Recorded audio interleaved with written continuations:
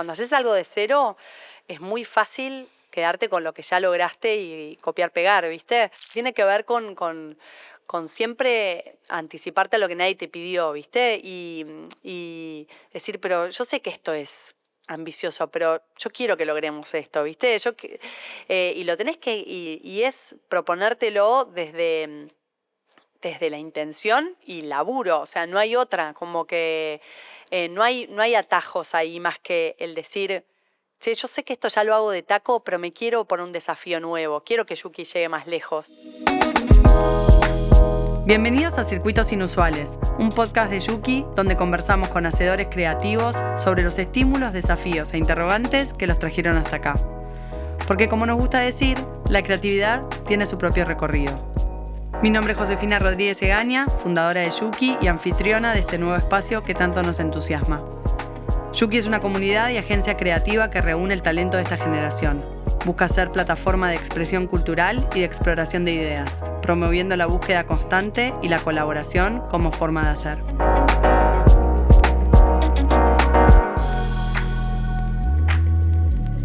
Este es un episodio especial. En el marco de los 10 años de Yuki quisimos volver al origen y entender de dónde nace todo esto. Por eso, hoy recibimos a Josefina Rodríguez Egaña, host de este podcast y fundadora de Yuki Comunidad y Agencia Creativa, del otro lado del micrófono, como invitada. ¿Qué pasa cuando una búsqueda personal se convierte en un espacio que sostiene, inspira y conecta a tantos otros? ¿De dónde sale esa intuición que después se vuelve una visión? Desde muy chica, José desarrolló algo que con el tiempo se transformó en su sello. La capacidad de escuchar, de acompañar, de ver posibilidades donde otros ven dudas. En esa búsqueda por construir una identidad propia, creó Yuki, un lugar donde la inspiración, la comunidad y la exploración creativa pudieran convivir y potenciarse. Lo que comenzó como una necesidad íntima se transformó en una plataforma cultural y creativa que conecta talento, pensamiento y sensibilidad. Un espacio de pertenencia donde las ideas se encuentran forma, pero por sobre todo, donde las personas se encuentran con otros que están en la misma que ellos. Hoy vamos a recorrer ese camino, cómo se construye una visión desde cero, qué implica sostener un proyecto creativo durante una década y qué significa realmente apostar por uno mismo. A 10 años del inicio, José sigue mirando hacia adelante con el mismo deseo que le impulsó desde el principio. Generar impacto real, abrir puertas, hacer que las cosas pasen y sostener un lugar que inspire a quienes se acercan. Esta es la historia de Yuki y también es la historia de José, una mujer que convirtió su búsqueda personal en un espacio creativo para muchos. Bueno, bienvenida José a tu propio espacio, bienvenida a tu propio podcast, hoy vas a estar del otro lado, así que me encantaría que arranquemos por el principio básicamente. Contame José, ¿de dónde venís? ¿De dónde vengo? Vengo de Tandil, yo nací en Tandil, una ciudad hoy, pero medio alma de pueblo en la provincia de Buenos Aires, de una familia bastante disfuncional, varios hermanos, madre, padre separados cuando yo era muy chiquita, no tan chiquita, poner a los 5 años. Ambos, mi madre y mi padre, eran de Buenos Aires, o sea, muy porteños ellos en su crianza y en su manera de moverse, creo. Y yo criada en Tandil en una realidad como muy distinta a la que ellos habían sido criados, ¿viste? Como ellos venían de familias que supieron tener mucho dinero, un estilo de vida y un entendimiento de la vida, del mundo, del consumo, muy diferente a la que por ahí después nosotros recibimos, ¿no? O sea, la que yo recibí.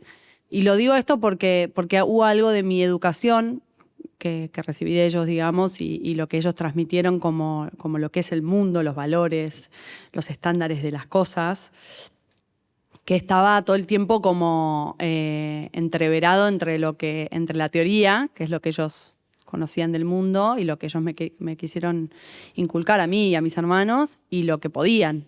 Ellos habían ido de Buenos Aires a Tandil. Sí, cuando se casaron, sí. Mi mamá tuvo un primer matrimonio, quedó viuda, después se conoció a mi papá Yo ya tenía un hermano, un medio hermano, digamos, Santiago, que tenía más o menos 2 años cuando mi mamá conoce a mi papá, y ahí juntos se van a vivir a Tandil, porque mi papá era ingeniero agrónomo y era como que se especializó en lo que se llama frutas finas, que es frutillas y frambuesas, en el cultivo ese particular. Muchísimo tiempo después de su muerte me enteré que era de las personas que más sabía en Argentina de eso particularmente. Y entonces, y bueno, y Tandil es una zona bastante rural y demás, donde creyeron que podían, ahí tuvieron un proyecto de esto, de frutillas y frambuesas durante un tiempo. Rápidamente su matrimonio, o sea, si bien vinieron varios hijos después de Santiago, empezando por Francisco, mi hermano mayor, yo, Ignacio y África, o sea, somos 4 con Santi 5. Claro, tengo que repasar en mi cabeza. Sos muy la del medio vos. Yo soy re la del medio, sí. Y en un momento en mi vida era algo que sabía, o sea, como que lo veía, ¿viste? Como veía cómo operaba ser la hermana del medio. Después pasé a ser la hermana más grande en algún punto, por circunstancias de la vida, pero en ese momento, como durante mi infancia, fui la del medio. Era siempre la que conciliaba, la que cedía, como que los más grandes estaban con los temas de los más grandes y ya tenían suficiente por ser los más grandes, y los más chicos eran los que siempre llegaban como último o podían menos, entonces yo la del medio era la que tenía que colaborar. Claro. Sí, a veces el hermano del medio está un poco perdido, a veces. Sí, yo no sé si perdía, pero era como ¿viste? Como las puertas que tienen esa cosa que... Las de vaivén. Sí, esa, como la bisagra de la puerta, es como lo que engancha, lo que hace que vaya y venga. Bueno, yo era esa. Claro. Así me sentía yo. Y un poco era como me acuerdo de mamá diciéndome tipo, ay, dale, Gordi, como dale, vos tipo, viste, como que me miraba y sabía que yo entendía, entonces me podía decir, dale, vos colaborás, ¿viste? Sí, como que vos capaz tenías ahí tenías un entendimiento que capaz tus hermanos grandes no tenían y tus hermanos chicos tampoco. Sí. Siento que que el hermano del medio tiene una empatía capaz que el resto no tiene. Y entonces tus viejos, digamos, se fueron a vivir a Tandil. ¿Qué sentís? ¿Como medio una decisión media bohemia o...? Puede ser, no sé, la verdad. Como, o sea, bohemio para de dónde venían ellos. Sí, claro, a eso me refiero, viniendo de familias como muy, ¿cómo transmitirlo? Muy clásicas, clase alta, tradicionales, clase alta, no altísima, pero como de una formación muy tradi, en el caso de mi mamá, familia del Opus Dei, o sea... y en el caso de mi padre, no sé, familia socio del Jockey Club, o sea, una cosa medio snob también, ¿viste? Donde, como, qué sé yo, la vida en la ciudad era como, y el viajar a Europa, no sé, como otra cosa, algo nada que ver a irte a Tandil, claro. Que en ese momento Tandil era la nada, ¿viste? O sea, un pueblo muy en formación, o sea, más allá de que Tandil tiene un montón de años. Eso, como era re jugada la decisión. Y seguramente tal vez como capaz para dar una vida distinta a sus hijos o...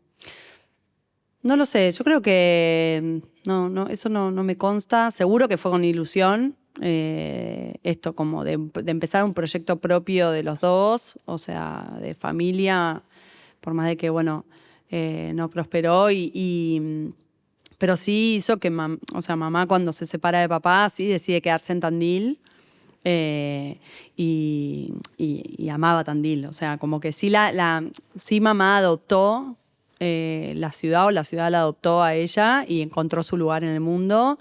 Y eso fue clave para entender esa raigambre a Tandil. O sea, mucha pertenencia a Tandil. No mía personal, pero de mi crianza, ¿no? De mamá, tenía un amor por Tandil gigante y bueno, sí. Claro. Después papá se fue, no volvió más, de hecho, a Tandil. Y bueno, y yo viví ahí durante un montón de años. ¿Y cuántos años tenías cuando te fuiste? ¿De Tandil? Sí. Casi 15. ¿Y ahí directo acá para casi 16. Me vine acá a Buenos Aires, sí. Sucedió que... mamá se murió ahí medio repentinamente cuando yo iba a cumplir, yo siempre digo 15 o 16, bueno, ahí se me hace creo que 16, sí, 16 años. Y bueno, en Tandil no teníamos familia nosotros de sangre, ¿no? Claro, o sea, eran solamente ustedes que se habían ido tus viejos y habían formado exacto. ahí, Sí, claro. sí. Sí, creo que hubo algo de esta cosa disfuncional de mi familia y de la falta de, muchas veces, de recursos o de sostén familiar que teníamos, porque todos mis tíos, mis abuelos estaban acá, que sí lo suplió la comunidad de Tandil. Tandil tuvo en ese momento, y supongo que lo debe seguir teniendo, como algo muy propio de que es muy raro que haya gente que es de Tandil. Bueno, ahora ya sí, obviamente, porque pasaron muchos años, ¿no? Pero como cuando llegó mi mamá a Tandil o mis viejos a Tandil, la gente venía de otro lado en general, ¿no? Entonces se hacía mucha red, y creo que esa red que nosotros logramos en Tandil de amigos de mamá, como que se volvió como una familia como adoptada, ¿viste? Y yo cuando mamá se muere, como que queda en evidencia que nosotros no teníamos familia de sangre ahí, y creímos que lo mejor iba a ser venir acá a Buenos Aires, donde estaba la familia de sangre. Claro, porque cuando tu mamá fallece quedan solamente hermanos, porque tu papá ya se había venido desde antes. No, mi papá ya se había muerto. Okay. Mi papá se murió 1 año y medio antes de cáncer. Nosotros lo veíamos ya igual muy poco a papá, pero bueno, qué sé yo, estaba ahí. O sea, bueno, yo sabía que estaba en algún lado, digamos, lo veíamos poco. Como te digo, él se fue de Tandil y viajaba bastante. Se iba mucho al sur por su laburo, ¿no?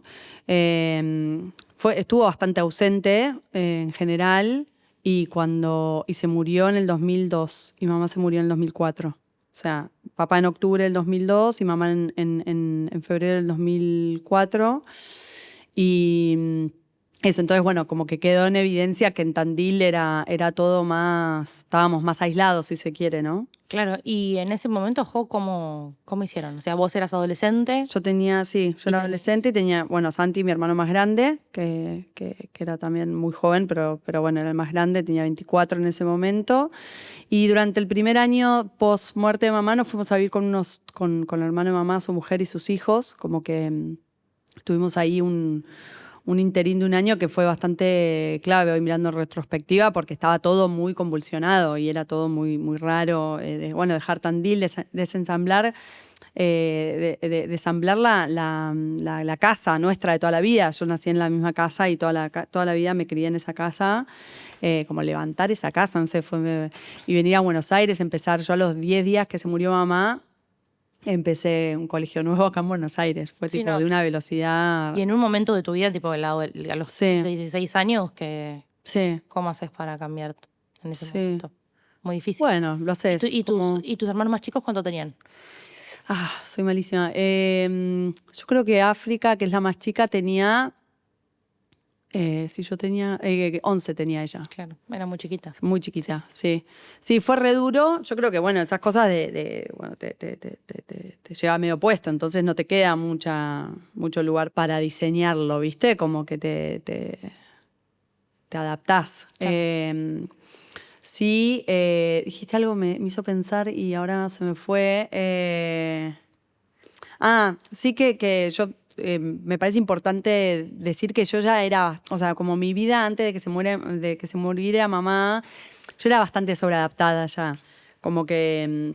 Hija del medio. Claro, hija del medio, que después, o sea, porque Francisco, mi hermano más grande, el que estaba en Santiago, entre Santiago y yo, se había muerto ya. Entonces, y habían sucedido como varias muertes como muy, no sé, sí, medio trágicas, ¿viste? Que hace que hubiera como una sensación en mi casa de mucho, tipo, che, hay que colaborar y salir adelante, ¿viste? Y creo que... Bueno, Santi, cuando termina... O sea, hay algo que tiene Tandil que no es una ley general ni mucho menos, pero que hay algo que cuando sos del interior, que si tenés la posibilidad de irte a Buenos Aires o a La Plata a estudiar o a una ciudad más grande, lo haces. Y Santi en ese momento fue justo cuando se murió Pancho Francisco, mi hermano más grande, que lo agarró en la edad de irse a estudiar él. Y pues lo pudo hacer, entonces se fue de Tandil. lo hizo un poquito más tarde, pero lo hizo y se fue a Junín, a estudiar a Junín, provincia de Buenos Aires, estudió agronomía también. Y bueno, entonces yo ahí pasé a ser la más grande. Claro. Como de la casa, ¿viste? Y me quedé con los dos más chicos, o sea, con mamá y con los dos más chicos. Así que bueno, como que había algo medio de sobreadaptadita que yo tenía. Sí, que te tuviste que hacer grande tal vez cuando todavía eras chica. Claro, sí. Y en ese momento, vos de 10, 15 años, ¿qué mirada tenías hacia ese futuro? ¿Quién querías ser cuando eras chica? ¿Qué querías ser de grande? Creo que hubo un momento, o sea, yo sí jugaba mucho, cantaba mucho, como que actuaba, había algo de querer ser actriz.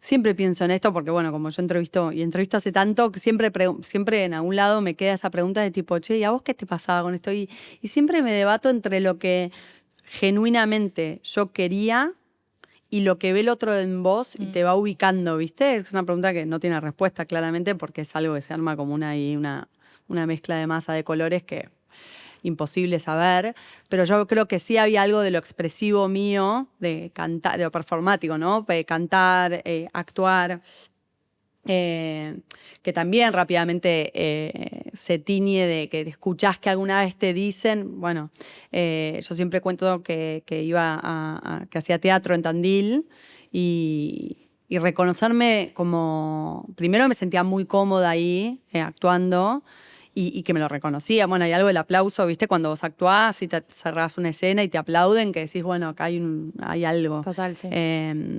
Y después jugaba mucho, esto me causa mucha gracia porque yo tenía, mi casa era muy grande, como digo, tipo esas casas chorizo viejas, y tenía muchas puertas que salían como a un pasillo largo.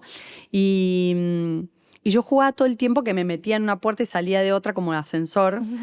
O sea, era una casa de piso. Y siempre como muy cargada de cosas. Como hay una escena que nadie se va a acordar de la película de Mi Pobre Angelito, que es que cuando la madre sale a trabajar y sale cargada con tipo 4 bolsos y un termo de café. Vos querías ser básicamente José de ahora. Claro, y había algo de ser, como de estar ocupada, ¿viste? De tener que ir a algún lugar, y no sé por qué, de estar cargada, pues también podría salir sola con la virome y estar bien, pero no.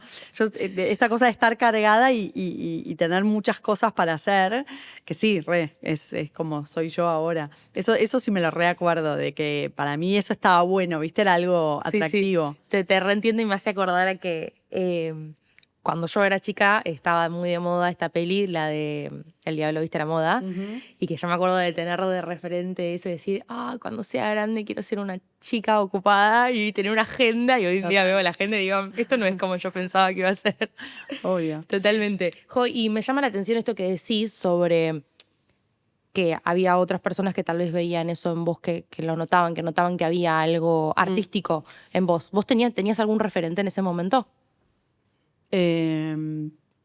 No.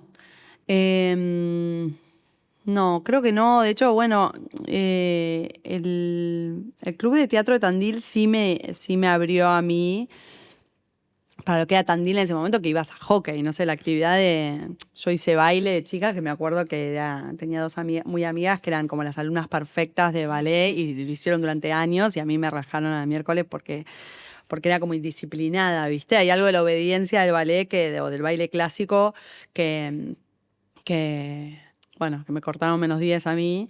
Y después hacía hockey, no sé, y ya, ¿viste? Más o menos, digo, hockey o algún deporte. Claro. Hacer teatro era bastante alternativo. Y a mí el club de teatro me abrió como la puerta de algo como, bueno, esto es algo... Después creo que toda mi familia, pero muy poco explorado y poco desarrollado. Mi mamá escribía muy bien, sé que varios de mis tíos escriben muy bien, viste como las letras están en algo de mi familia, pero no. ¿Cuántos años tenías cuando empezaste teatro? 11. Eras re chica. Sí. ¿Sentís que se fue ahí como medio tu primer recuerdo vinculado con lo creativo? Sí, con algo de lo expresivo, te diría.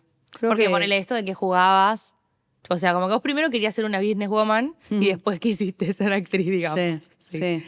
Sí, yo creo que hay algo de lo creativo que en mi caso, que lo pienso como algo que se va resignificando con el tiempo, como que mi primer contacto con lo creativo tiene que ver con resolver creativamente, con poder adaptarte, con poder resolver, con poder tomar lo que hay y con eso hacer algo, mucho más que de hacer desde una hoja en blanco, ¿viste? Claro, sí, como más un estilo de vida Sí. que Sí. pintar, digamos. Exacto. Sí. No lo creativo desde la creación de una obra, sino más desde lo... Y después para mí el teatro es más que creatividad, es expresión, ¿viste? Es sacar para afuera. Me encanta. Hijo, ¿qué parte de tu personalidad sentís que fue clave para que Yuki existiera? Creo que algo del ponerme al servicio del otro y escuchar, saber escuchar. Creo que tengo algo de... Esto del servicio me parece que ha sido clave a lo largo de mi vida. De hecho, yo estudié turismo. O sea, la actriz, cuando nos vinimos acá a Buenos Aires. Sí, porque encima, nos perdimos en La Niña Temporal y quiero volver a eso. ¿Qué? Quiero que vuelvas a contar. Cuando viniste a Buenos Aires, ¿después qué pasó? ¿Terminaste el colegio? Terminé colegio, hice cuarto, quinto año de colegio y bueno, y ahí, qué sé yo, lo de ser actriz quedó en la nada, como que... ¿No volviste a hacer nunca más teatro? Sí, hice teatro en la facultad, un par de años. Sí, había algo también ahí que se me hizo medio pesado de la exigencia y la expectativa de... Sí, algo como que también estaba para menos exposición en ese momento, ¿viste? Sí. Me acuerdo que en quinto año, que yo hacía terapia, y había algo de que apareció la psicología. También mamá siempre dijo, tipo, yo si me hubiese gustado estudiar psicología, y algo quedó, ¿viste? Decía, es decir, quiero estudiar yo psicología por mí o porque mamá dijo que quería estudiar psicología. Y a su vez también hubo algo ahí que me acuerdo, me lo dijo una amiga que me dijo, che, Jo, creo que si vos estudias psicología te podés volver loca. Estaba muy en esa época se decían cosas así, como que medio... Sí, y también esto, como que había tanto, no sé, tipo tanta data dando vueltas, mi vida estaba muy inestable, era como que tenía un punto. Y ahí dije, no, bueno, ¿qué? Turismo, nada que ver, algo mucho más superficial, más de lo... También esto, como que el turismo tiene que ver con el placer, ¿viste? Con el disfrute. Y dije, resto es para algo así, ¿viste? Claro, Resto es para algo... No necesitabas hacerte más preguntas. Claro, no necesitaba revolver nada, ni seguir entendiendo, o sea, en ese momento no quería profundizar ni escarbar nada más. Y turismo apareció como una posibilidad de algo tipo un happy place. Rápidamente me di cuenta que no me gustaba el turismo en sí, pero sí algo de la hospitalidad, que es re yo. O sea, hubo algo de la hospitalidad. Y eso sí creo que es re de mi familia también, de mamá. Dos de mis tíos tuvieron una empresa de catering en su momento. O sea, hay algo de la hospitalidad, del servicio, del agasajar a otro y demás que estuvo re inculcado. Eso, me perdí un poco de dónde venía. Así que decime vos dónde... Bueno, y después que estudiaste turismo, Sí. ¿Qué sucedió? No, me di ¿Laburaste cuenta... alguna vez de eso? Sí. Bueno, siempre le agradezco la carrera que me dio de comer. O sea, yo laburo desde laburo desde que tengo 11 años cuidando niños. O sea, toda mi vida laburé. Después era cadete de mano derecha, mano izquierda de mi madre. Ella tenía un local de ropa. Iba a hacer trámites al banco, autorizaba tarjetas de crédito, que en ese momento... Bueno, se hacían con un postnet, una cosa, llamabas a Visa para que te autorice la tarjeta de crédito de cada cosa que se vendía, o sea, imagínate cada transacción. Después era muy de secretaria, creo que hubo algo de eso de la eficiencia o de ser operativamente solvente que siempre entendí que era un lugar, bueno, con esto no me voy a morir de hambre, ¿viste? Como con esto puedo... y después acá en Buenos Aires laburé en un restaurante que me encantó cuando empecé la facultad. Un restaurante de sushi en zona norte, que me encantó ahí la experiencia de ser moza, de estar, de resolver, de laburar en equipo, no sé, toda esa parte me encantó. Y después conseguí un laburo en una agencia de viajes, y tuve varias experiencias en agencia de viajes, que por ejemplo ahí había algo que yo ya me daba cuenta que no era lo mío vocacionalmente, pero estaba buenísimo, estabas en contacto con hoteles, restaurantes, o sea, hay algo del lifestyle a mí que me encanta, de la hospitalidad, del disfrutar. Así que bueno, y laburé en eso un montón de tiempo y después, o sea, yo sabía que no era en lo que me quería desarrollar, tipo más lo que es, no sé, ser guía turístico, laburar en un hotel, pero después todo lo que es el ecosistema de buen vivir y de viajar, me encanta. Al día de hoy, ¿no? Y también es muy formador de un montón de cosas. Sí, porque, o sea, bueno, esto que contás que laburaste en gastronomía y demás, o sea, el nivel de cabeza que hay que tener para moverse en ese ámbito es muy zarpado.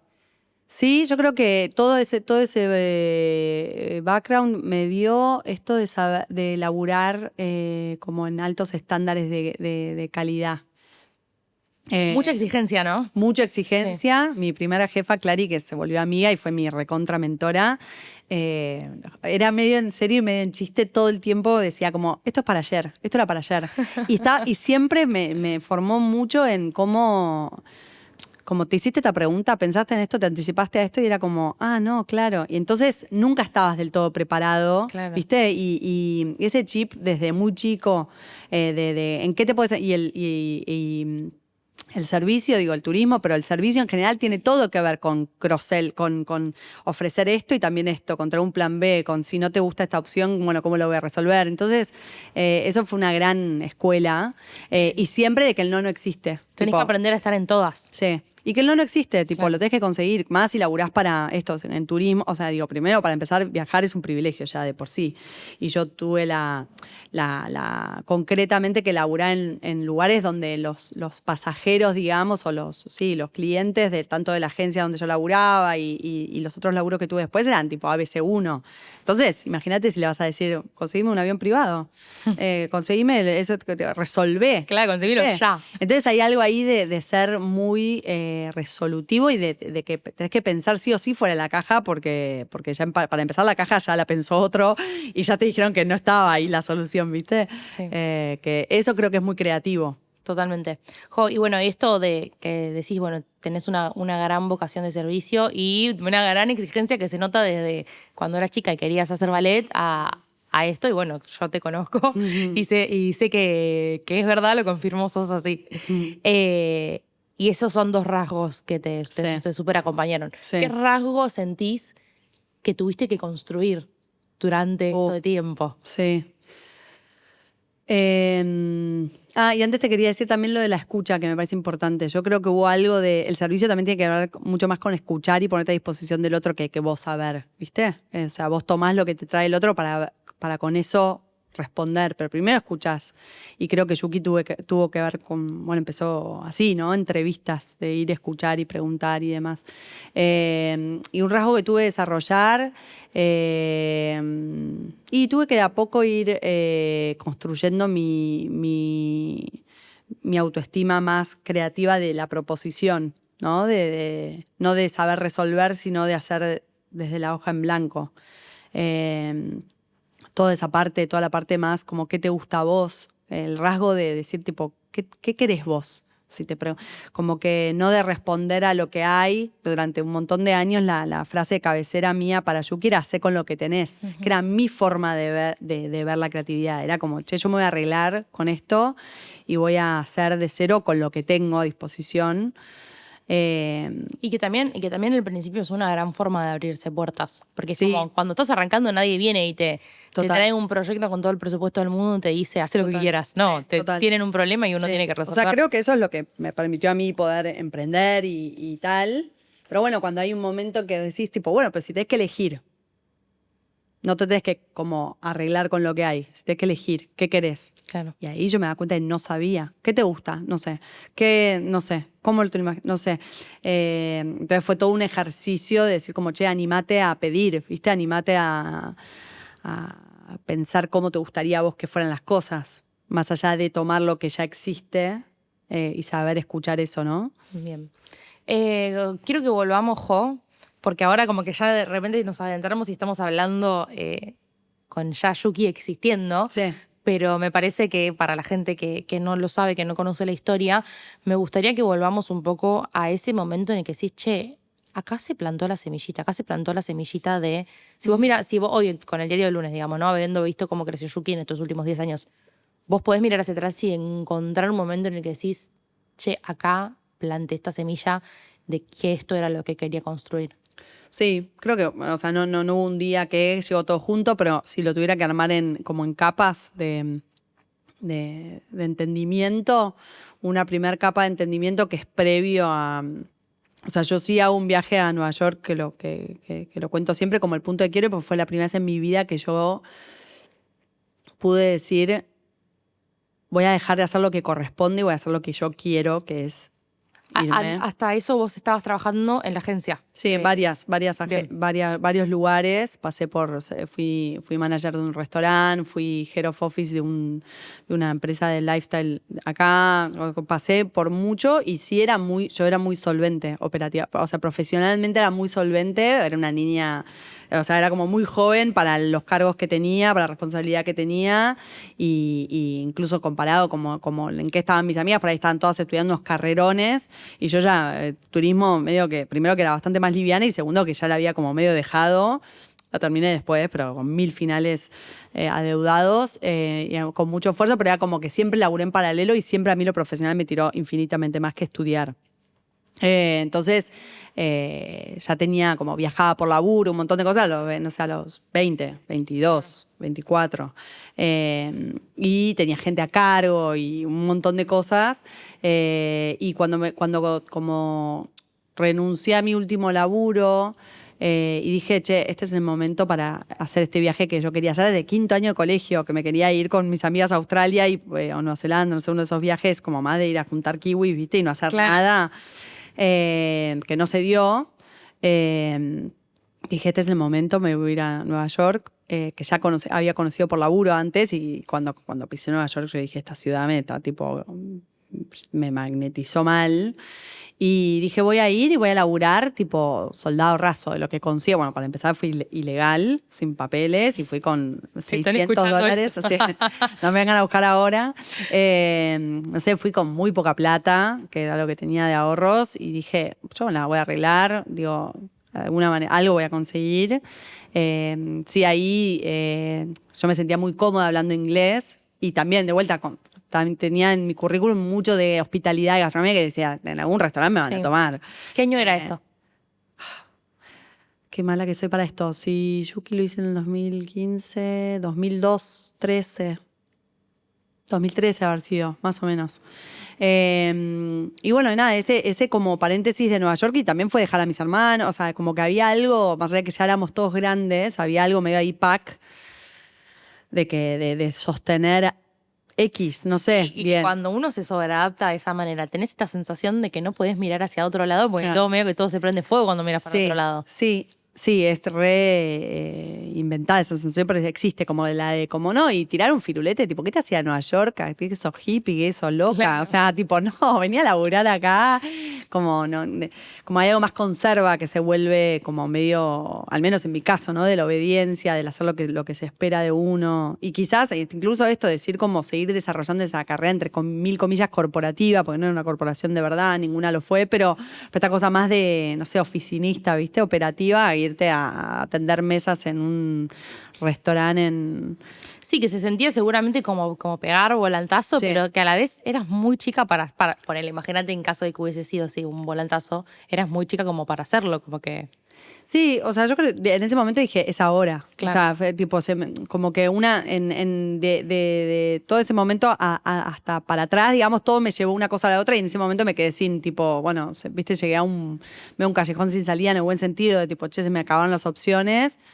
Bueno, voy a hacer este viaje que tenía ganas de hacer y lo hice. Y bueno, traigo el viaje porque para mí ahí, yo antes del viaje a Nueva York ya estaba todo el tiempo empapada de las personas, los lugares, el talento. O sea, digo, cuando vos laburás en lifestyle o hospitalidad o lo que sea, digo, te la pasás vendiendo en los mejores lugares, los mejores sitios, los mejores museos, los mejores restaurantes. O sea, como que todo el tiempo estás destacando lo que vale la pena ser visto. ¿Sí? Entonces ahí hay algo que yo ya lo tenía como desde siempre.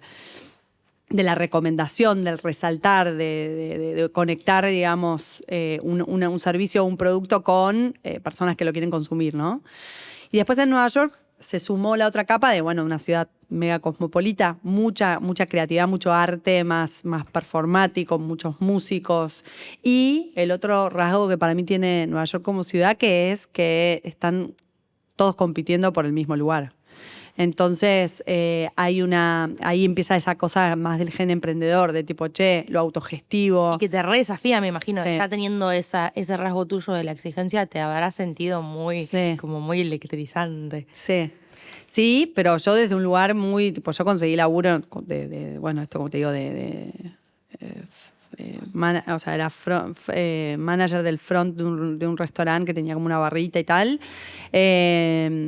Pero mis amigos, o sea, el grupo de amigos que me hice eran todos músicos, actores, actrices y demás, que era esto, tipo, todos peleaban por el mismo rol en el mismo casting y había un show, ¿viste? Como que había una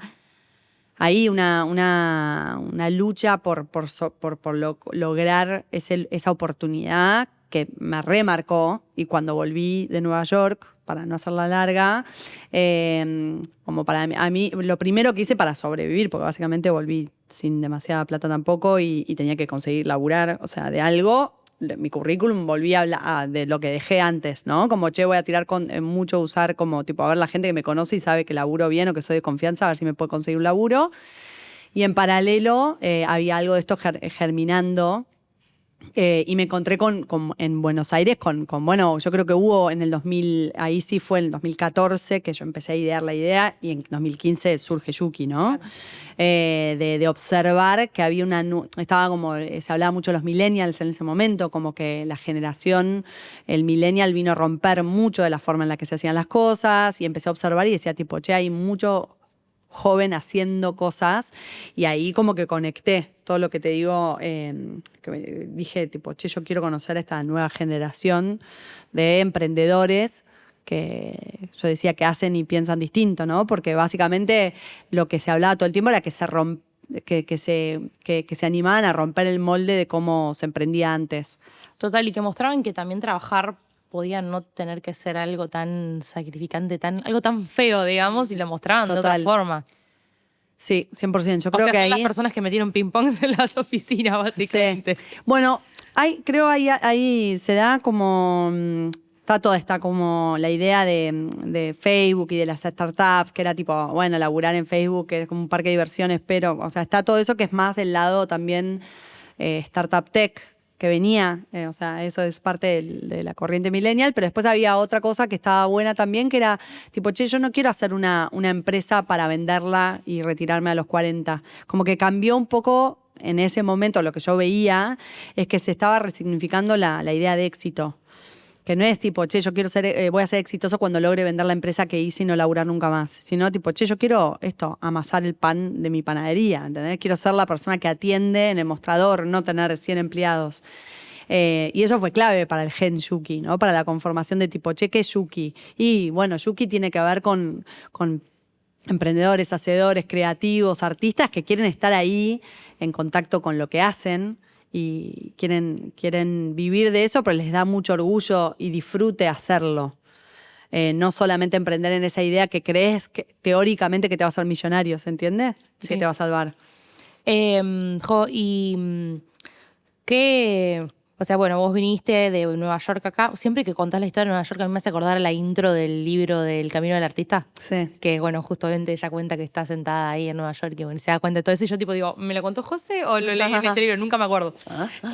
Bueno, vos viniste directo a Buenos Aires y acá arrancaste a laburar de otra cosa. ¿Cómo siguió eso? ¿O directamente te arrancaste con Yuki? Bueno, hice como esta primera barrida de tipo, me puse en José secretaria ejecutiva, ¿viste? En modo... Que ya tenías... Aparte de eso es recontra importante decirlo porque a veces la gente piensa como que la experiencia viene de la nada y que capaz Yuki tipo, pum, fue mágico. Y no, vos tenías un recontra background de laburo, sí, de poner lomo, básicamente.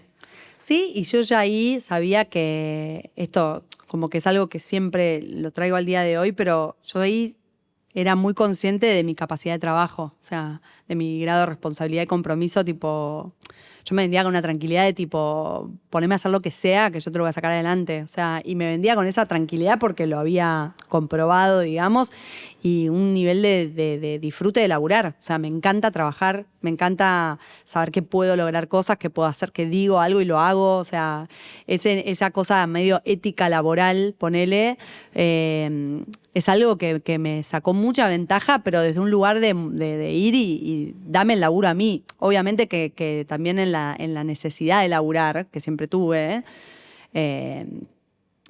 uno transmite algo diferente cuando es tipo, che, necesito el laburo. O sea, así conseguí el laburo en Nueva York. Yo la miré a la mina, me acuerdo perfecto, que después terminó siendo alta arpía, pero en el momento me acuerdo que la conmoví, porque la miré y le dije, tipo, Sherry, I need this job, ¿viste? Y no sé cómo se lo transmití, pero la mina, tipo, y me acuerdo de verla y decir, lo entendió perfecto. Y sabía que me iba a dar el laburo. Veía tu cara de desesperación. Malmente, tengo $600, no sé cómo. Es una mezcla de desesperación con transmitir mucha tranquilidad de tipo, che, no te voy a fallar, o sea, vos dame esta oportunidad que yo te juro que voy a estar y voy a ser la mejor empleada que podés tener.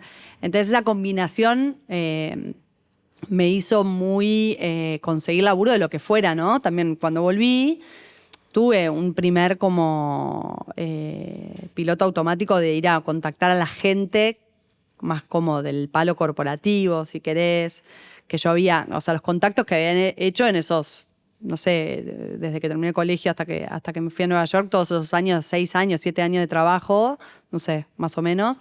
Y después dije, no, pará, hay algo acá que no se estaba dando, además, porque por ahí si me llamaban de Citibank, yo me acuerdo que lo había tenido como cliente y conocía a mucha gente, si me daban un laburo, capaz yo entraba ahí y la historia era otra, seguro, porque yo necesitaba laburar y necesitaba sentirme como ocupada.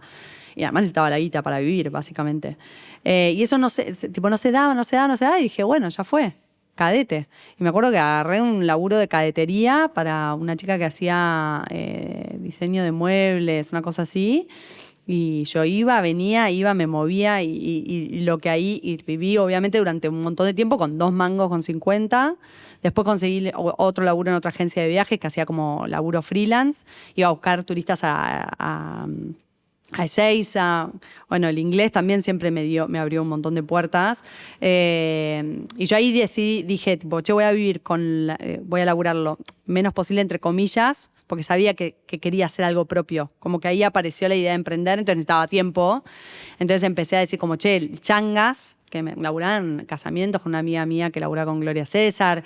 Y ahí sí hice laburos como esto. De repente era hostess en un casamiento y yo siento que es un laburo que yo hacía a los 19. Claro. ¿Entendés? Que lo hice a los 14 en Tandil, que laburaba en caterings. Pero digo, en tu cabeza vos ya, bueno, en tu cabeza no solamente, en tu accionar vos ya le habías dado un espacio a la idea de emprender y que ya sabías que querías crear algo propio. Sí, entonces ahí cuando vi que los contactos, tipo más de un laburo más más formal o más corporativo, no se estaban dando, dije, listo, voy a ir a los laburos, voy a ser changuera oficial y voy a vivir con la plata que me dé eso y confiando en que algo va a salir.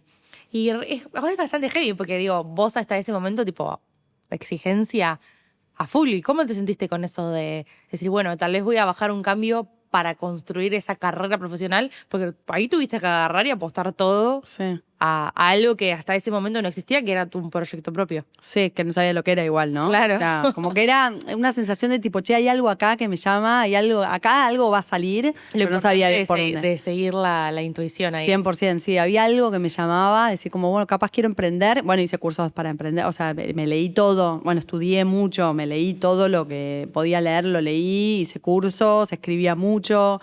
Entonces, digo, Yuki surge un día, pero ¿qué hubo previo a Yuki de borradores y borradores y borradores? No te lo puedo decir, ni idea, porque no me lo acuerdo.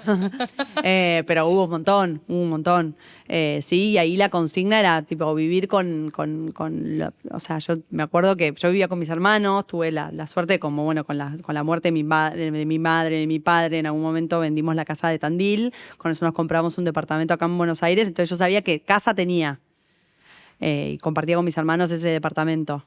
Pero después yo me acuerdo que es muy gracioso al día de hoy, nos reímos porque primero siempre fui la hermana más grande que ganaba muy bien. salía a comer afuera, o sea, yo ganaba una plata ridícula para lo que ganaban mis amigas en ese momento, ¿no? Y después pasé a ser la laucha que, tipo, carancheaba comida en la heladera y llegaban mis hermanas y me decían, José, ¿vos te comiste ese tomate? Pensé que no lo ibas a comer porque estaba hace como 3 días en la heladera. Y era como que era rarísima esa versión nueva mía, que vivía con 2 mangos, robaba comida de la heladera a mis hermanos, y tuvo muchas veces que ocupar esto. De repente yo, viste, decía, ay, mirá si me voy a cruzar con gente que me conoció, viste, había algo de vida, imagen. claro. Sí, obvio. Eso sí, ahora que lo estoy recorriendo, me acuerdo de ese momento, de decir como, qué vergüenza estar ahora de hostess en un casamiento tomando lista de invitados, Claro. que obviamente que no tiene nada de vergonzoso la tarea, pero cuando vos fuiste de repente, no sé, estabas comiendo en el mejor restaurante de Buenos Aires con 10 corporativos de Citibank, ¿entendés? Claro. Como qué pasó en el medio. Bueno, pero también habla mucho de esto, de tu capacidad de adaptarte y de la creatividad también, que decías Sí. antes, de decir, bueno, hago con lo que tengo en este momento. Jo, durante todo ese recorrido, ¿algún prejuicio que hayas tenido sobre vos misma?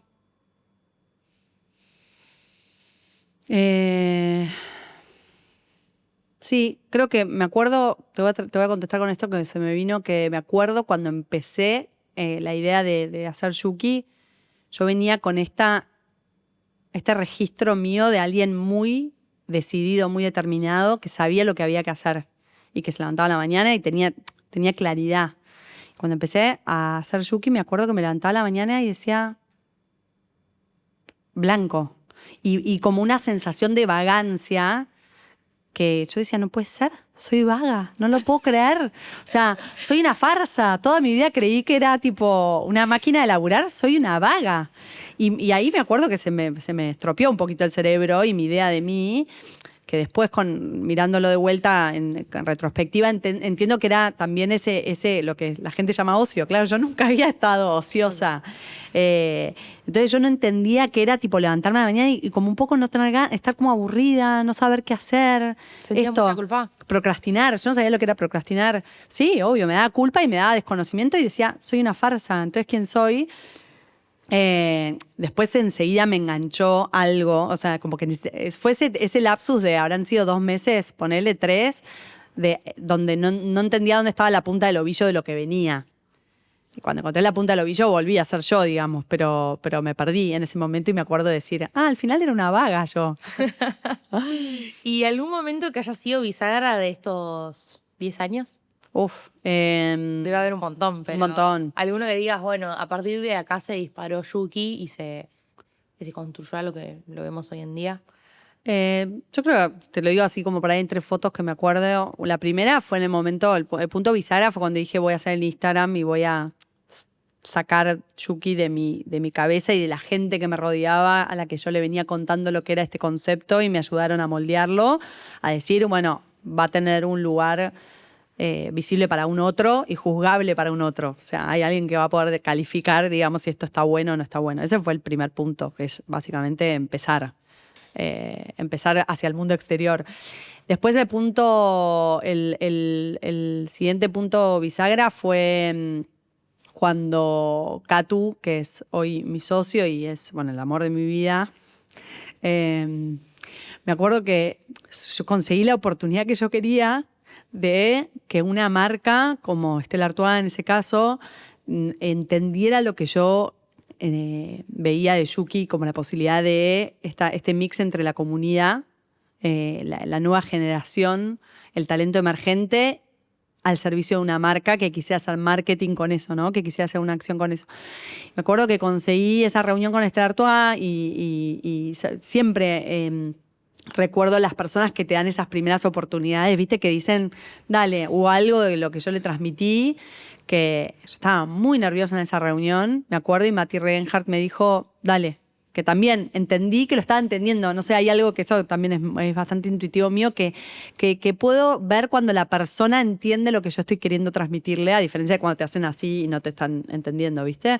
Y yo me acuerdo de mirarlo a Mati y decir, este pibe está entendiendo lo que yo le quiero decir, que era básicamente que yo le transmití que tipo, había una nueva generación de cocineros en Argentina, encabezada por Leo Lanusol, Aspi de Proper, Mika Najmanovic, bueno, un montón de personas que estaban como cambiando la forma en la que, porque los íconos de la gastronomía previo a eso eran tipo, no sé, Narda Lepe, Francis Malman, los que, viste, no sé, Maru Botana, o sea, de otra era.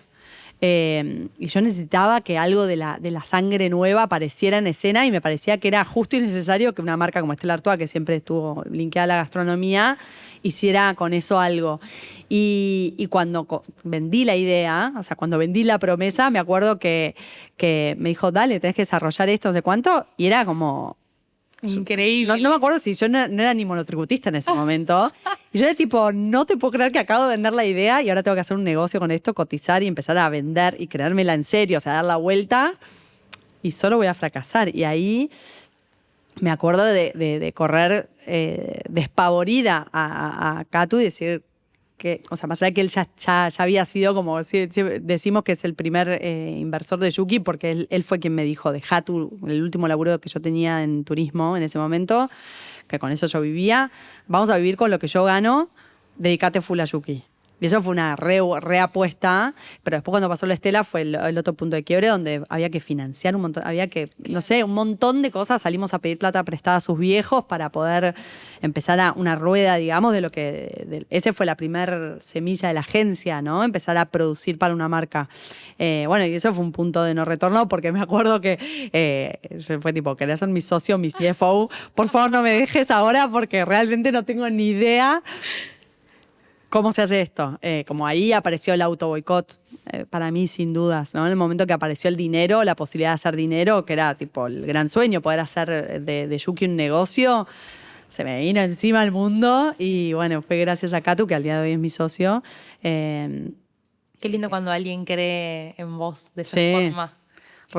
Y que apuesta. Totalmente, hermoso. Sí, fue fundamental. Y me quedé pensando en esto que contabas, que bueno, hubo un momento en el que te sentías vaga y demás.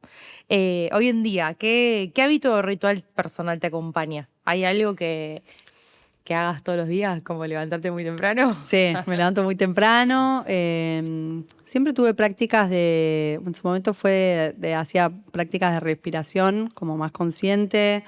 Hoy medito.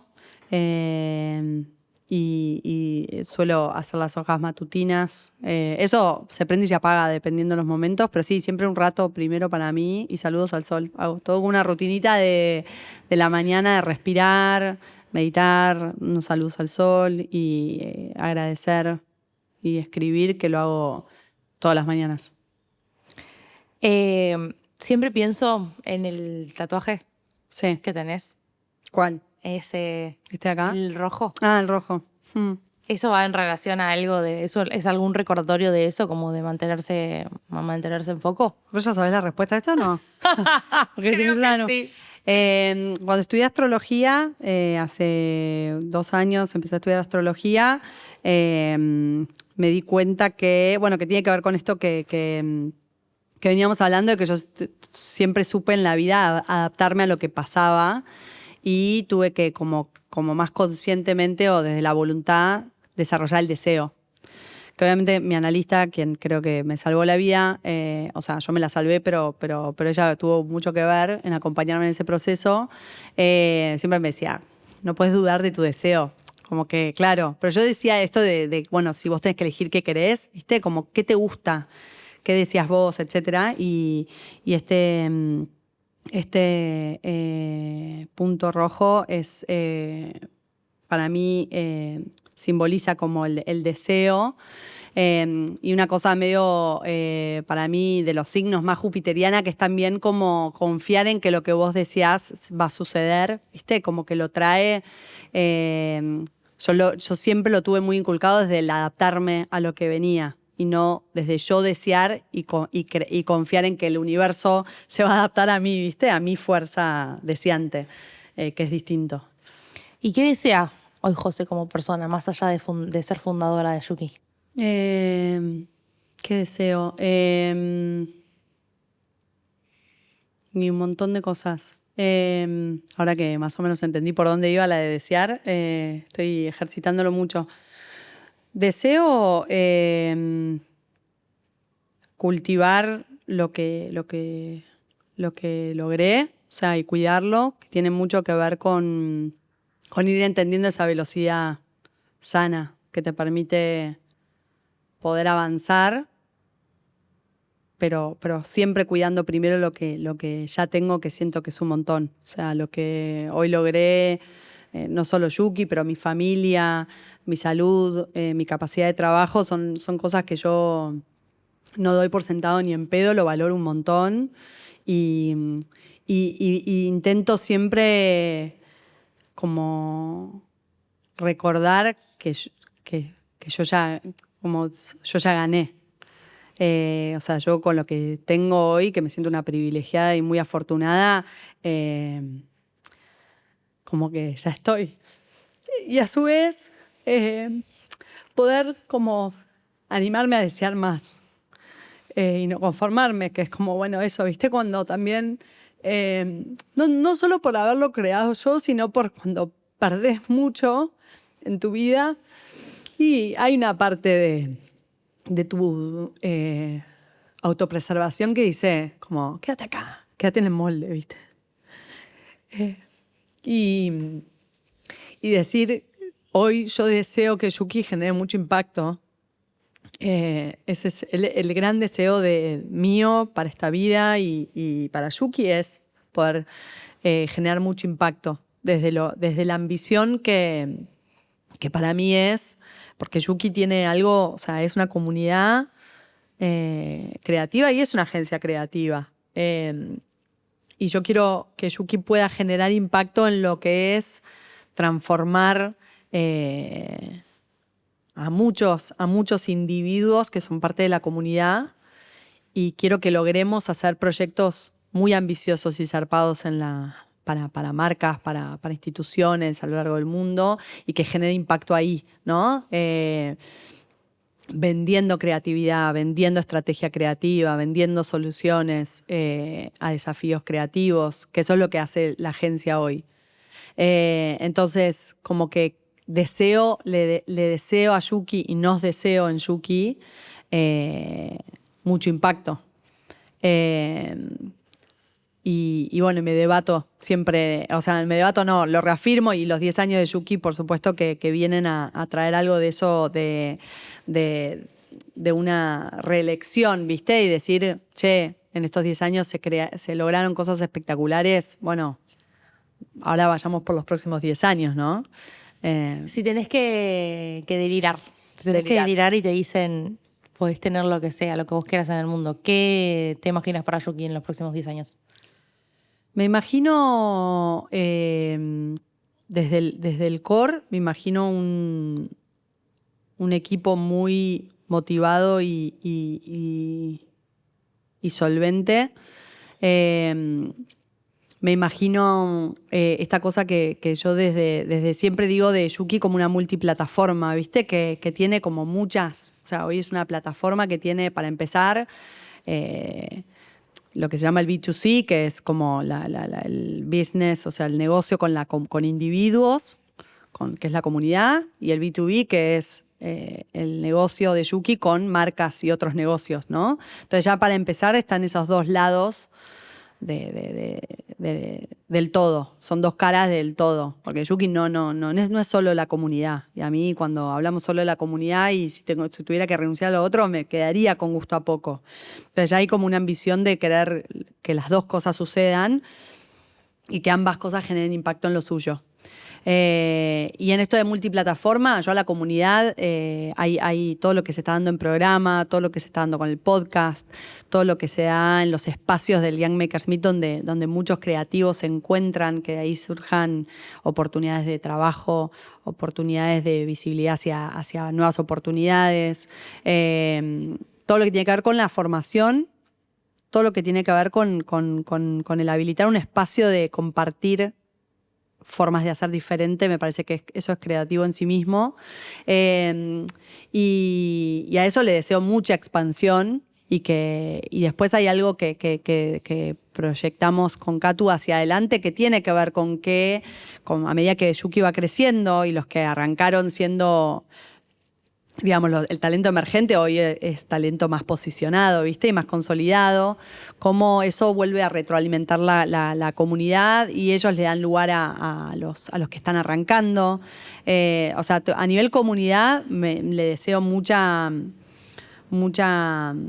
sinergia interna y mucha expansión desde ese lugar y le deseo que pueda crecer hacia afuera o sea, que pueda tomar más áreas de Argentina y que puedan crecer por fuera de Argentina, que esto es algo que sé también desde hace un montón, que el talento argentino, o sea, nosotros como talento creativo y como laburantes somos una bestia y lograr eso y que con eso se abran puertas afuera.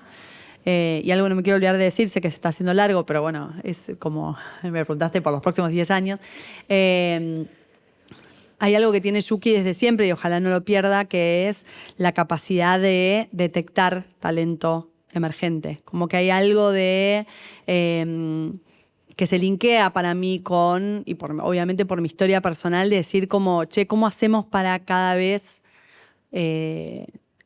poder estar más perceptivos y más atentos a ese pibite que tiene un talento ahí crudo, ¿no? Probablemente, pero que tiene mucho potencial y solo hay que darle oportunidades, solo hay que darle, ¿viste? Conectarlo con personas, con circuitos, darle una oportunidad de que se exprese, que se muestre. Y para mí eso por eso de vuelta ahí, como que cuando empecé Yuki, rápidamente, por esto que acabo de decir, me tentaba hacerle una ONG. Sí. Como que fácilmente era tipo, che, pará, y si te enfocás 100% en personas que tienen menos recursos o que están más aislados de las oportunidades o lo que sea, y a mí eso me conmueve y me interpela y me llama de pies a cabeza. No porque esa haya sido mi historia personal, porque siento que fui una privilegiada y tuve siempre mucho acceso a un montón de cosas, pero porque me parece que o sea, yo sí siento que tengo una tarea ahí o un rol, pero donde yo digo que siempre digo, la quiero toda, es cuando digo, pero no quiero que sea una ONG, yo quiero que esto pueda ser una empresa y también me interesa mucho el cruce. Sí, ¿Viste? que también en el futuro es como, bueno, capaz va a tener que hacer durante muchos años una empresa para que el día de mañana pueda hacer una... Sí, o creo que puede ONG. convivir todo, Claro. ¿viste? Por eso hablaba de la multiplataforma. O sea, ¿por qué tenés que encasillarte en ser una ONG cuando quizás podés tener ese registro y esa intención? Y obviamente que es más laburo, porque en 2 minutos te quedás donde... ¿Viste? Te quedas en un circuito, pero para los próximos 10 años sí me gustaría que Yuki pueda tener como esto, siempre o cada vez más fuerte, un acceso a ese tipo de talento más emergente, más no descubierto, y linkearlo obviamente con empresas, marcas y proyectos que se animan también a pensar la creatividad diferente y que en vez de tipo seguir como retroalimentando el status quo, se animan a explorar como formas diferentes de resolver la creatividad. Me encanta. Voy a ir con 2, un poco más al hueso. Dale, ¿eh? ¿A qué le tenés miedo hoy en día? ¿A qué le tengo miedo? Yo no tengo muchos miedos como que personales a mí. Agradecer mucho mi salud y mi capacidad de trabajo me quitó un montón de miedo. Digo, miedo ¿viste? A no tener trabajo, miedo a... creo que hoy mi gran miedo tiene que ver con mis hijos, ¿viste? Cuando sos madre y eso, como que ya amás a 2 criaturitas, como cualquier cosa que tenga que ver con eso, sí, es un miedo que no... eso, que el punto ciego total, Obvio, ¿viste? obvio. Y hijo, ¿cómo...? Ya estamos haciendo re largo, pero bueno, no importa. ¿Qué? Nos estamos haciendo re largo, pero no importa porque este es nuestro espacio. Yo dije que me iba a tomar el tiempo, imagínate. Está muy bien. Así que, Gaby, no nos apures, por favor, desde la central de control. ¿Cómo cambió tal vez tu forma de... que si es que cambió tu forma de trabajar el hecho de haber sido mamá? Sí, ¿cómo cambió? Sí, bueno, es que cambió, porque tal vez no bajaste ninguna exigencia. Sí, no, o sea, creo que hay algo de como que el tiempo lo lográs multiplicar, como que con Catu siempre decimos, tipo, uno no sabe la cantidad de tiempo que tiene en sus manos hasta que tiene un hijo que decís, ok. O sea, hay algo de que el tiempo se multiplica o lo haces rendir, digamos. Hay algo de la capacidad también de tener más frentes abiertos que se pone mucho a prueba. Como que te saca la 4x4, ¿viste? Que está dentro tuyo, como que salís con un 4x4. Sí, para mí fue re importante antes de ser madre y por eso me quiero detener acá un segundo. Porque en definitiva es nuestro podcast, así que no te apures. No, pero me acuerdo cuando yo como mujer que quería, o sea, estaba como en relación a tipo mi deseo de ser madre, que no fue histórico, o sea, yo no quise ser madre durante nunca, básicamente. El deseo de ser madre sucedió cuando con Catu construí algo que para mí podía dar vida, ¿viste? Podía ser familia, no sé. Entonces, y ahí también yo lo que había construido previamente a eso era algo muy individual. O sea, el decir, tipo, che, yo voy a sobrevivir en este planeta y ya está, y listo, ya está. Si no me mató todo lo que pasó hasta ahora, no me va a matar nada, ponele. Pero era muy yo conmigo misma y con mis dos manos, ¿viste? Entonces de repente decir como, ¿qué? Y ahora voy a dejar tipo un Yuki incipiente para hacer hijos. ¿Qué? O sea, ¿y qué va a pasar? O sea, bueno.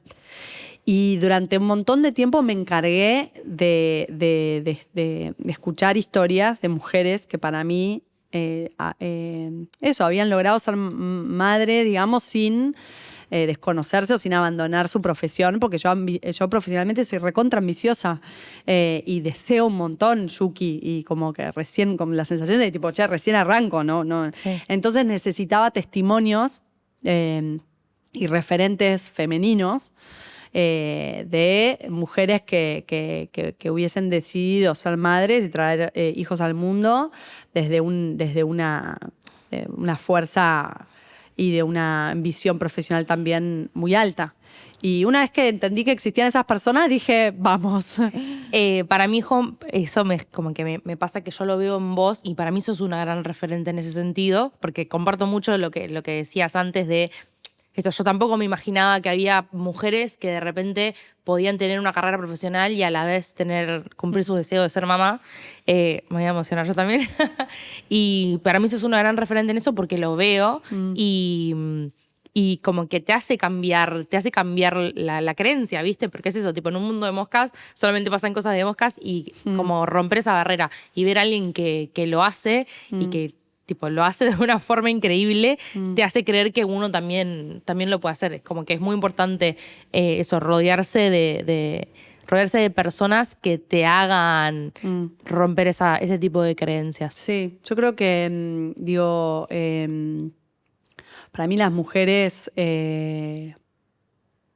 nada, somos somos una especie en sí mismo. O sea, la mujer tiene, no hablo de mí en este caso, hablo de la mujer históricamente a lo largo de las eras, lo que ha logrado, crear vida dentro tuyo y lo que es atravesar un parto y dar vida así, como esa cosa muy animal que tiene. Hay algo ahí en todo ese proceso que, al menos en mi caso, no quiero con esto generalizar, pero hubo algo ahí de que gané una confianza en la polenta que viste, en la fuerza más así animal. Tipo, de si la puedo mujer. hacer esto, puedo hacer lo que sea. Olvídate. Y ahí sí sucede algo como o sea, sucede algo de la hembra con la cría y de una cosa muy de proteger a los tuyos y de esto, de vuelta, como una cosa muy aguerrida de tipo, que me vengan o sea, soy imparable. Como hay algo ahí muy fuerte que sucede. Y después algo de que quizás porque tenés menos sueño encima o menos tiempo, como hay cosas que te dejan de importar. En lo personal a mí sí me pasó de que confías mucho más en vos. Esto tipo, che, yo parí un pibe, bueno, 2, ¿no? Pero concebí, gesté, parí y lo mantuve con vida. Y de repente, como que haces un resizing de problemas, ¿viste? Tipo, esto que para mí me parecía un montón, tipo, me lo meto en una muela, como diría mi madre. Y después hay cosas también que te deja de importar, o sea, después de esto también creo que tiene que ver con mi edad, te deja de importar un poco no sé si lo que piensa el otro. Y empezás a prestarle mucho más atención a lo que para vos verdaderamente es importante, ¿viste? Y que se vuelven cosas muy concretas, muy chiquititas, muy del día a día también. Construye otro criterio. Sí, 100%. Sí, re. Yendo también con otra al hueso. ¿Qué es el éxito para vos?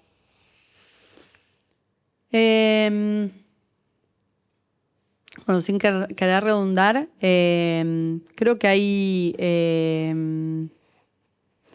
el éxito en lo que tengo como que siento que hay dos ideas de éxito. Una más como 2 registros del éxito. El que siento que ya tengo, yo me siento muy exitosa, y el éxito que quiero perseguir, ¿viste? Al éxito que me quiero animar. Y salí a buscar, que ese no llegó.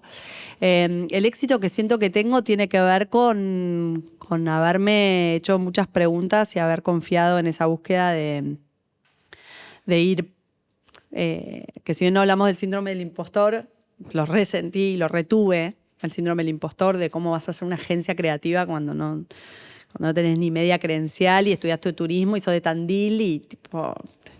Y también, viste, como cuando tenés como con tantos palos en la vida, decís tipo, che, haz algo más fácil. ¿Por qué no te pones en algo que ya está probado? Digo, como resolvéla más fácil. Claro, ¿por qué no elegís un camino que ya esté trazado? Claro, o no viste esta cosa medio pretenciosa que tiene Yuki y que bueno, yo hoy me le puedo hacer cargo. Cuando te dicen que es pretencioso o un poco te quieren transmitir, che, esto es re pretencioso, cuando no está probado y nadie te conoce, decís... Y sí, quizás estoy tirando un poco más de la soga, ¿viste? No me da el cuero para tanto. Hoy, digamos, con el diario del lunes, entre comillas, ¿no? Porque Yuki ya después de 10 años probó ser. Me alegra no haberme conformado ni haberme ido al mazo. Y creo que el éxito es lo que supimos construir con Katu. Que está todo 100% ligado a mi vida hoy, ¿no? Que es porque somos socios en la vida y en el trabajo. Y creo que el éxito tiene que ver con cuando veo que la comunidad transforma personas, cuando veo que hay un equipo que se inspira por lo mismo que me inspiro yo, y que entiende como el sentido más profundo de lo que puede generar Yuki, ¿no? Que está todo por hacerse, pero es como cuando vos haces, cuando haces algo de cero, es muy fácil quedarte con lo que ya lograste y copiar-pegar, ¿viste? Y el estar siempre, bueno, que en eso voy a aprovechar a decirlo acá públicamente, que tiene que ver con por qué me inspira tanto tu forma de hacer en Yuki y tu lugar, que tiene que ver con siempre anticiparte a lo que nadie te pidió, ¿viste? Y decir, pero yo sé que esto es ambicioso, pero yo quiero que logremos esto, ¿viste? Y lo tenés que... Y es proponértelo desde la intención y laburo, o sea, no hay otra, como que no hay atajos ahí más que el decir... Che, yo sé que esto ya lo hago de taco, pero me quiero poner un desafío nuevo. Quiero que Yuki llegue más lejos. Y eso vos lo haces desde tu rol como líder de la comunidad, y para mí es fundamental porque hay algo que entendí que es muy propio de Yuki, que la manija se retroalimenta y una comunidad responde a que las partes que la componen estén vivas y pidiéndole más, si no, una comunidad se muere. Entonces, creo que hay un éxito de haber logrado esto, y ser muy feliz y reelegirlo todo el tiempo, y el éxito que te decía, que es el que quiero que logremos para los próximos 10 años, que es como dar un salto bastante importante en lo que tiene que ver con trascender Argentina, con laburar con cada vez mejores proyectos, generar más impacto, poder transformar, llegar a más personas, ¿viste? Que eso, y esto que quiero decir que me parece re importante, el gran desafío de la comunidad es ver cómo le podemos generar dispositivos para que vaya tomando vida propia. Obviamente que siempre va a tener que haber un equipo que eso lo tenga que estar como encendiendo, pero que ya Yuki pueda generar a nivel movimiento una fuerza en sí mismo que sea, ¿viste? Como que va acumulando energía hacia adelante sin que todo sea como darle rueda a la rosca a nosotros, ¿no? Total, como ir armando cada dispositivo para que camine solo. Exacto.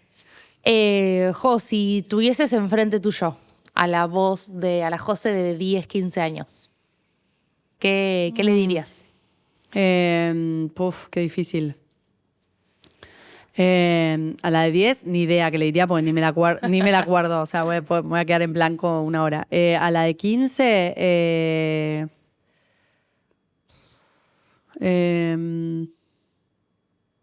no sé, le agradecería, creo. Sí, creo que hubo algo ahí de instinto de supervivencia y no podemos terminar el episodio llorando, así que armá otra pregunta porque no puedo cerrar con esto, pero no, sí le diría que sí, le agradecería y sí, porque hubo algo de como una combinación de instinto de supervivencia con saber escucharse, con algo de resiliencia que hizo que ese momento que fue muy, muy difícil pasara, ¿viste? Como... y yo en ese momento, no sé, confié o tuve como cierta fe, no sé, porque de que esto iba a pasar, ¿viste? Como en ese momento, como no aflojes que esto va a pasar, pero hay algo que me hace pensar que esa José ya lo sabía, ¿viste? Entonces creo que es... agradecerle y decirle que agradecerle por los cojones. Sí. Tremendos cojones. Bueno, y la última, en realidad yo creo que te va a hacer emocionar igual. No. Que bueno, es parándonos en realidad en el presente, ¿no? Si vos hoy en día te vieses desde afuera y ves a una persona como vos que construyó todo esto, ¿qué le dirías a esta persona? ¿Qué te enternece eso? ¿Qué te genera orgullo? A mí me cuesta mucho sentir orgullo, lo tengo que decir porque es algo que no me cuesta, pero porque creo que siempre tiene que ver con algo más, con un montón de personas, o sea, como hay algo de... cuando yo, antes de que esto sí sucedió en Nueva York, que yo se me venía escribía C Puente.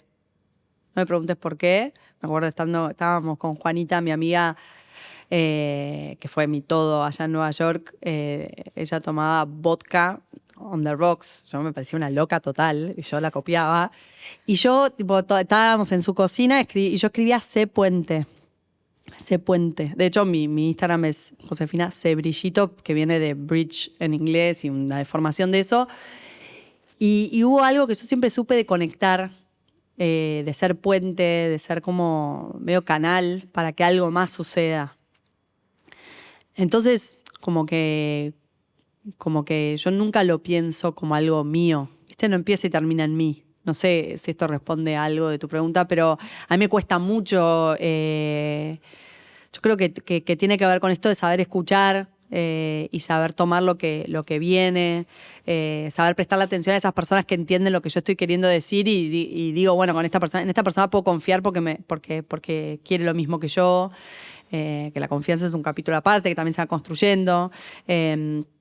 Eso sí valoro y agradezco como haber estar aprendiendo a confiar, porque creo que todavía estoy medio en el kindergarten de la confianza, de confiar en otros, de confiar en que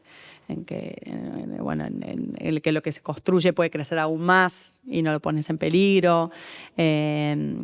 Pero a mí me siento que Yuki también es algo, bueno, yo soy muy acuariana y creo que hay algo de lo colectivo de Yuki que tiene que ver con que siempre haya otros involucrados, siempre sea más allá de mí. Y eso es lo que me permite a mí disfrutarlo tanto. Que yo soy como, o sea, soy obviamente, soy importante, digamos, y me siento parte de la película, pero lo que a mí me alimenta tiene que ver con que haya otros involucrados.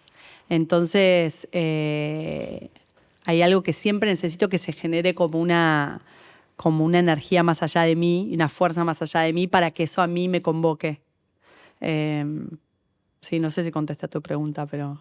Sí, pero de todas formas, lo que me estás respondiendo es que más allá del orgullo de sentir lo propio, a vos te genera orgullo que haya otros construyendo. Pero bueno, yo lo que te digo, te respondo a eso, te retruco, es que para que esa conexión exista, tiene que haber alguien que haya construido ese puente y vos sos la persona que lo hizo.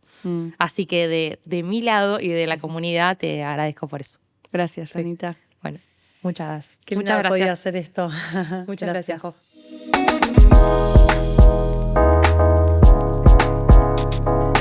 Esto fue Circuitos Inusuales, idea original y producción de Yuki. Búscanos en redes como Yuki Culture. Agradecemos a Huerta Coworking por el espacio. Josefina Rodríguez Egaña fue la host. La producción y el guión estuvieron a cargo de Gabriel Kirchuk y Janela Bornisen. Operación y edición por Julián Danel. Identidad visual y comunicación estuvo a cargo de Catalina Luza, Janela Bornisen y Victoria Brouchi. Música original a cargo de Hernán Espaleta. Si te gustó este contenido, seguinos en Spotify y espera las nuevas entregas. Puedes ir a nuestras redes y comentarnos qué te pareció. Hasta la próxima.